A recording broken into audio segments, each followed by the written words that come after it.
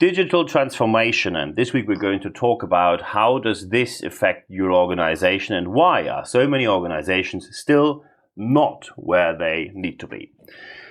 Maybe you heard of it. We now have a new variant, the Omicron variant, discovered all around the world already. South African scientists found it first, so it doesn't come from South Africa. It was discovered in South Africa, although there were some connections to South African travel. It now can be found already all over the world. And we see that, of course, that had an immediate impact on the economy, including my business. Many people immediately said, we're switching to online again, and we delivered it on the spot.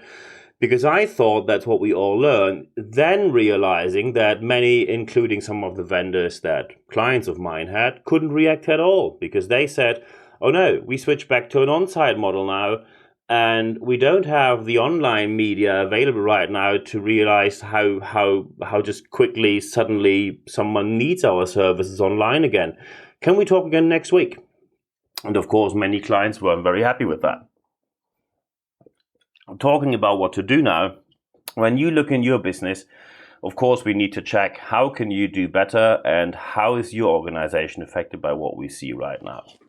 Oh, by the way, yesterday we had amazing podcasts, which are very helpful, especially in the situation right now. Maybe you know the feeling that you feel a bit drained and a bit tired about everything that's going on right now. Yesterday on the English podcast, I interviewed Pam Burrows, people booster who can professionally tell you how to stay on top of your game. And if you're able to speak German, and on the German podcast, I interviewed Christian Bredlow, who is a digital guide and professionally does nothing else than guiding companies through the digital world.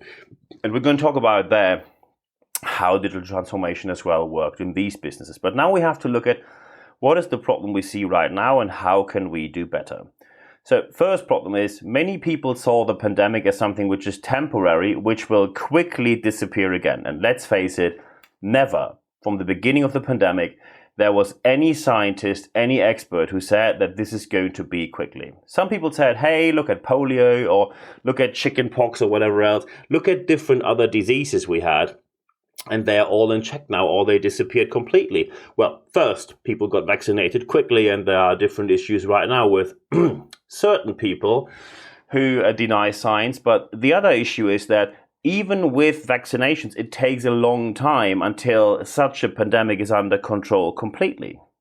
Also, we have to see that when you think that something that is a global phenomenon disappears within a year or two, I have no idea where you have this information from. Looking at, of course, how management acts, you often have moments where they say, well, we want to switch back to how we did it before. And that's the second part of the problem. And this part of the problem often comes from senior management. Many executives simply said, we now have a pandemic, then we switch back, and now we do everything as we've done it before. It is quite remarkable how many of these executives are unable or unwilling to deliver a change, while at the same time, the same executives always claim that people need to be ready to face changes. Sometimes you see that these executives want to save their own privileges, or they are quite unsure about what to do, don't have the expertise, or they try to cover up that their digital skills aren't really where they normally need to be for the position in which they are. And the third aspect is many business models haven't been questioned properly. When you have a disruptive change on the market, you need to properly change the attitude towards how self-assured you are that your business will sustain in the future and be successful with what you do. I just give you a couple of examples. Look at the last project, and at the end of the project and during the project you should do it as well, but especially at the end you do lessons learned. How does reality look like? In most projects, you say, we don't have time for lessons learned. Let's move on. Okay, thank you very much. And you haven't learned anything out of your mistakes once more. Then you often see people say that you need to see any change as a chance to change. However, at the end of these changes, often you have a singularized, not interconnected, not linked to the strategy or the business model, just some change where you suddenly have a piece of software or one singular aspect of the business change, which is not interconnected properly with everything else you're running in the business. And the third aspect here as well is that being agile is something that management often uses as some sort of marketing tool. Oh, we're agile because anyone's agile, so we are agile. So many people are just chaotic. That's not agile. Abolishing processes doesn't mean that you are agile. That simply means you have no idea how to organize yourself efficiently and effectively. And as you can hear by my charming accent, I am German, so I'm slightly obsessed with being as efficient as possible. So this word, we are agile or agility, simply often is a marketing tool, but very rarely you see in reality that this happens in the organization itself. And of course, we now have to look at how to do it better. And of course, there are different means what you can do. You can do workshops, training sessions, coaching, consulting, or mentoring, project interim management for a bit more in the long run. And of course, during your events, you should have professional speakers who bring the topic into your organization. Feel free to drop me an email here, nb@nb-networks.com, nb@nb-networks.com. And if you need more information than this podcast, every week there is an email newsletter. We call it the Expert Excellence Letter. It's 100% content. There's an ad-free guarantee. Comes out every Wednesday morning. Just go on expert.nb-networks.com, put your email address in there, and you will stay informed. It is the only central place where you find all the resources available, and also is the only place where you get the links to get all these resources for free, because some people found some resources by Googling and then realized that, for example, the Leadership magazine cost money. Yes, of course it does. It's a magazine. We run it professionally. Of course it costs money. You can read 3 articles for free, but I publish 4 minimum per month, sometimes 6, 7, 8. And of course, if you want more, you either have to pay or you sign up for the newsletter. So the Expert Excellence Letter every Wednesday. But now we have to look into how to do it better. How to do it better? Step number 1. The change we have, true and agile change is what I mean here, has to begin immediately. And it is something which you have constantly. It is not temporarily available. Often people think, okay, so first we have a change and then we change back to normal. Or some people even say, and they also reference a certain change model, they say we have a frozen organization, then we unfreeze and change, and then we refreeze the organization. That is the change model from Levine. And yes, that model is scientifically proven. However, it came out in the 1940s. So it is not the newest model. The newer models are, for example, from John Kotter. There's an 8-step model. But every change model, no matter which one you take, has to be properly adapted to your organization. So please use professionals when doing that.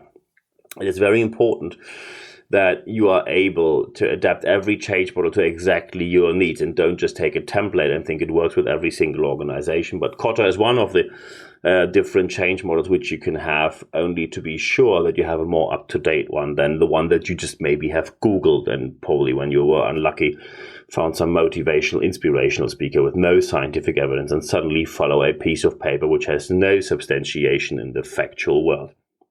So step number 1, be sure that change is something which happens constantly. It is not a temporary action.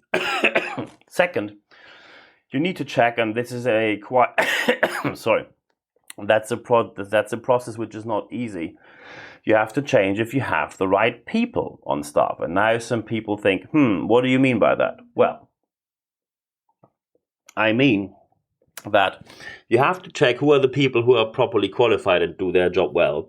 Who is truly suited and suitable for the job they are up to? Who are the people who probably got the job due to networks, nepotism, cronyism? Let's be honest, some people get in positions where they don't belong. Who are the people who are on the wrong job? And the third aspect here is that agility doesn't cover up a factual incompetence. If someone is not up for the job, you see it in the moment of crisis. When you have to show a quick and agile reaction and you have no clue about what you do, people see it immediately and it's embarrassing. So stop embarrassing yourself. Put the right people on the right positions. The third aspect is digital transformation is a must. And if someone says, it's temporary, in my opinion, it's just a trend, in my opinion, it's going away, you know that it becomes sort of fashionable to be a so-called contrarian. And often these contrarians have one aspect in common. They are not based in science. They are based on emotions. They are based on opinion. Here, the bad news for them, if you say something which is a deliberate lie, not based in the factual world, it's not an opinion. It's called a lie for a reason. And you cannot say, respect my opinion, when you make something up. something which is not based by facts is not a valid opinion, because people often claim freedom of speech. And yes, you have the right to say whatever you want somewhere on your balcony. You do not have the right that everyone has to respect your opinion. And especially when it's not fact-based, it's not an opinion. It's a lie. It is very important that you look at who are the people who, without any factual evidence, deny the reality in which we are right now. Because these people will always be an issue for anything you do in the future, at no exception. They will simply always have a contrarian opinion as long as they have to change. And when others have to change, they are just indifferent, but they will never be on the helpful side of the business. And we see right now how many businesses, even nearly 2 years after the beginning of the pandemic, still struggle to be a truly agile organization. And it is time to change, because you see, you won't get many more chances to change your organization properly. We will keep running into different situations where we say we have to act quickly, and we have to act right now.